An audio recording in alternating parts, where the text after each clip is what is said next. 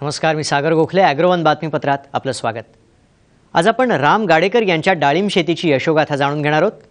C Rangarajan समितीच्या अहवालाविषयी शेतकरी नेते पाशा पटेल यांचं मत जाणून घेणार आहोत.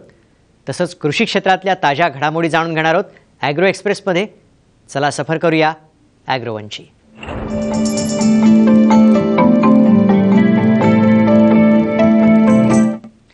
डाळिंबाच्या पिकानं शेतीत करिअर घडवलंय. MA पर्यंत शिक्षण घेतल्यानंतर सगळं ज्ञान शेतीत वापरलं, कष्टाची जोड दिली, आईची साथ मिळाली आणि राम गाडेकरांनी शहरी माणसांना खुणावणारी सगळी सुखसाधनं शेतीच्या माध्यमातून गावातच मिळवली.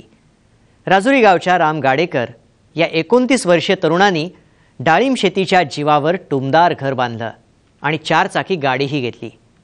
आज आपण त्यांच्या जीवनात उत्कर्ष साधणाऱ्या डाळिंब शेतीची यशोगाथा जाणून घेण्यासाठी नगर जिल्ह्यातल्या राहता तालुक्यातल्या राजूर या गावी जाणार आहोत.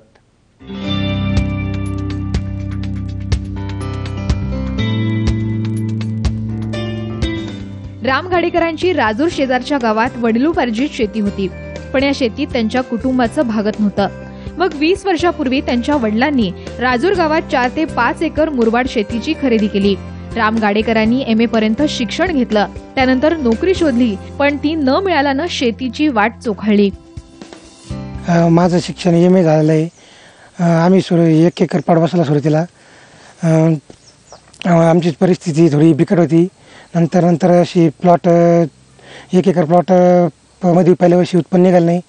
नंतर बारे साहेबांची कन्सल्टंट घेऊन त्यांनी आम्हाला वारंवार 8 दिवसाला व्हिजिट देऊन योग्य मार्गदर्शन केल्यामुळे आम्हाला मागच्या वर्षी 30 गुंठ्यामध्ये जवळजवळ 11.5 लाख रुपये उत्पन्न निघालं.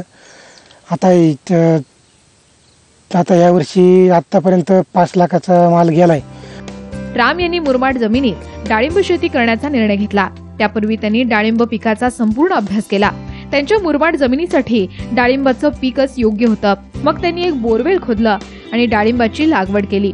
सुरुवातीला अवघ्या 30 गुंठ्यात 310 रोपांची लागवड करून त्यांनी डाळिंबाचं पीक यशस्वी करून दाखवलं. त्यापासून त्यांना चांगले पैसे देखील मिळाले.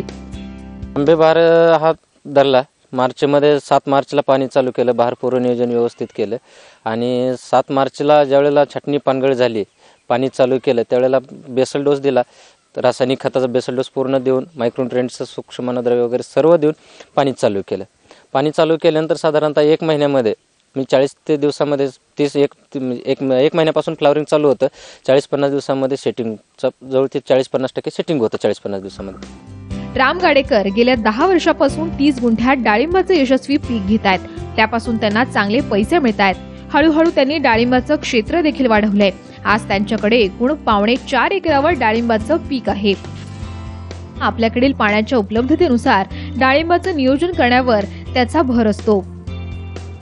याच्यात म्हणजे प्रत्येक शेतकऱ्याच्या नुसार प्रत्येकाची पाण्याची परिस्थिती, प्रत्येक शेतकऱ्याचं हवामान परिस्थिती पाहून नियोजन करणं गरजेचं असतं. वर्षातले तसं पाहिलं तर 8 ते 9 महिने बाजारभाव चांगले असतात. साधारणतः 2 ते 3 महिने मार्केट बाजारभाव कमी येतात. तर त्यावेळेला रेट चांगले मिळतात. साधारणतः कमीत कमी 50 रुपयापासून ते 125-150 रुपयेपर्यंत रेट बाजारभाव मिळतात. आणि ज्याचे क्वालिटीनुसार ज्याचे प्रतवारी आहे, नंबर 1 क्वालिटी नंबर 1 माल असेल तर साधारणतः 125-150 रुपयेपर्यंत रेट मिळतात. कमी क्वालिटी असेल तर 50 रुपयापासून पुढे रेट मिळू शकतात. राम गाडेकरांना आपल्या बागेचं नियोजन करताना प्रत्येक वेळी पाण्याची अडचण येत होती. यावर मात करण्यासाठी त्यांनी मल्चिंग आणि ठिबक सिंचन याचा आधार घेतला. पाण्याची थोडी अडचण आली तर 2 वर्षानंतर हा प्लॉट धरला 30 गुंठे. 2 वर्षानंतर 30 गुंठे प्लॉट धरल्यानंतर सुरुवातीला पहिल्या वर्षी आम्हाला 25,000 रुपये उत्पन्न निघालं. दुसऱ्या वर्षी 60, थोडं वाढत जाऊन 5व्या वर्षापासून मग 4 लाख, 5 लाख, 6 लाख असं उत्पन्न वाढत गेलं. आता या प्लॉटला जवळजवळ 10 वर्षाचा प्लॉट झाडा लावल्यापासून झाला आहे. राम गाडेकरांनी शेतीला सुरुवात केल्यानंतर अनेक अडचणींना सामोरं जात त्यांनी लाखोंचा नफा कमवला. शेती करायला सुरुवात केल्यानंतर पहिल्या वर्षी त्यांना 4 लाख, दुसऱ्या वर्षी 6 लाख, तिसऱ्या वर्षी 8 लाख आणि गेल्या वर्षी तर 11.5 लाखाचा नफा मिळालाय. या नफ्याच्या जोरावर आज त्यांनी टुमदार बंगला बांधलाय. त्याचबरोबर ट्रॅक्टर, फिरायला 4 चाकी गाडी सुद्धा घेतलीये. या प्रवासात त्यांच्या आईनं त्यांना सावलीसारखी साथ दिली. पूर्वी आम्ही लोकांच्या कामालाच जात होतो. त्याच्यानंतर थोडी वाढली. मग आम्ही राहत्याला आमची एकत्रीची थोडीशी जमीन होती. त्याच्यानंतर मग आमचे मालक इथं 11 वर्ष सर्व्हिसला होते. त्यांनी मग ही शेती घेतली. इथं एकदम म्हणजे बरड होतं, काहीच नव्हतं. असे सगळे याचे तरवाड्याचे झाडं वगैरे होते. आम्ही सुरुवातीला स्टार्टला एक बोर मारला, त्याला थोडंसं पाणी लागलं. मग त्याच्यानंतर आम्ही थोडा ऊस केला. ऊस केल्यानंतर मग गाई वगैरे पाळू लागलो. ते वाढला. मग 30-37 गुंठे बाग लावला. मग तो बाग लावल्याच्या नंतर थोडीशी सुधारणा झाली. राम यांच्याकडे डाळिंबाच्या शेतीमध्ये पाणी नियोजनावर सर्वाधिक भर दिला जातो. गाडेकरांना डाळिंब शेतीमध्ये प्रमोद बारवेंनी मोलाचं मार्गदर्शन केलं. आता दुष्काळ आहे, पाण्याची परिस्थिती खूप कमी आहे. याच्यामध्ये जे शेतकरी पाण्याचं नियोजन चांगले करतील त्यांना आर्थिक फायदा ह्याच्यातून खूप चांगला होईल. तर नियोजन करणं गरजेचं आहे त्यांनी. तर ते नियोजन कशा प्रकारे केलं पाहिजे हे त्या प्रत्येक शेतकऱ्यांनी ते ठरवायचं आहे. कोणाकडे भूस असेल मल्चिंग करा, कोणाकडे सोयाबीन भूस असेल, मक्याचा भूस असेल किंवा बाजरी सरमड असेल मल्चिंग करू शकता, किंवा मल्चिंग पेपर असेल तर मल्चिंग करू शकता त्याने, जेणेकरून की डाळिंबाला पाण्याचं प्रमाण कमी लागेल. त्याच्यातून जर समजा कमी पाण्यावरती जर समजा चांगलं उत्पादन मिळालं तर पाण्याची बचत होते. इतर बाकीचे तुमची जमीन मल्चिंग जर केलं तर जमीन भुसभुशीत राहते, बाकीचे इतर खताचे डोसेस कमी लागतात, जमिनीचं आरोग्य चांगलं राहतं. एकेकाळी ज्या मुरमाड जमिनीत राम उरला नव्हता त्यात राम गाडेकरांनी नंदनवन फुलवून दाखवलं. एवढंच नाही तर आपली आणि आपल्या कुटुंबाची मोठी आर्थिक प्रगती घडवून आणली. ही किमया केवळ डाळिंबाच्या पिकाच्या माध्यमातून झालीय. आज राम गाडेकरांची 3 ते 4 एकरातील वार्षिक कमाई 8 ते 10 लाख रुपये इतकी आहे. एवढे पैसे त्यांना नोकरीत कधीच मिळाले नसते. त्यामुळे तरुण पिढीनं नोकरीच्या मागे न लागता शेतात निरनिराळे प्रयोग करावेत असा सल्ला ते देतात. त्यांच्याप्रमाणे शिकलेल्या तरुणांनी मोठ्या निश्चयानं शेतीत उतरल्यास शेतीचे दिवस पालटण्यास नक्कीच मदत मिळेल. मनोज गाडेकर, साम मराठी, शिर्डी, अहमदनगर. कोल्हापूर जिल्ह्यात भात पिकाच्या काढणीला वेग आलाय. मात्र नीलम वादळाच्या प्रभावामुळे ढगाळ हवामान आणि अचानक पडणारं ऊन यामुळे भात पिकाच्या काढणीत अडथळे निर्माण झालेत. अशा परिस्थितीत भाताची काढणी, मळणी आणि साठवण योग्य पद्धतीनं करणं गरजेचं आहे.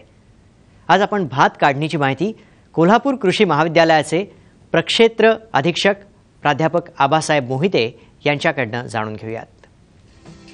भात पिकांमध्ये प्रामुख्यानं हळव्या, निमगरव्या आणि गरव्या भात जातींचा समावेश होतो. प्रत्येक जातीचा काढणीचा काळ वेगळा असतो.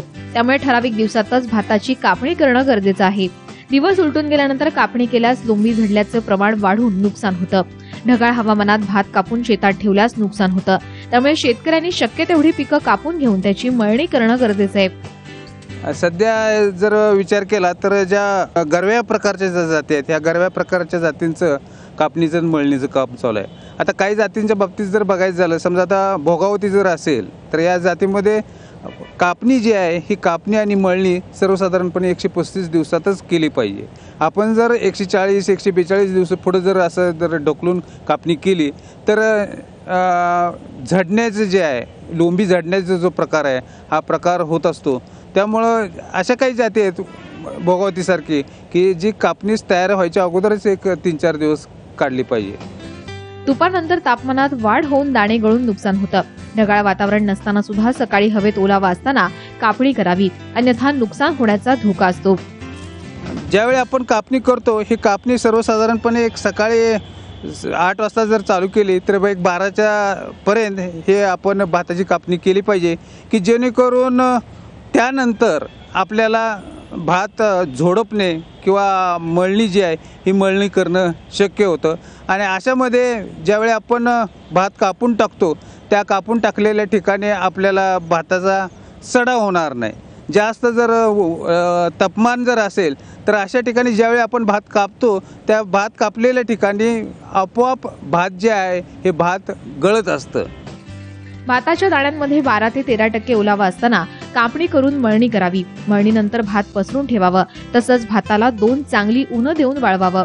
भाताची कणगीत साठवून ठेवताना लिंबाचा पाला आणि सेल्फॉस सारख्या कीटकनाशकांचा वापर करणं फायद्याचं ठरतं. साम मराठी, कोल्हापूर.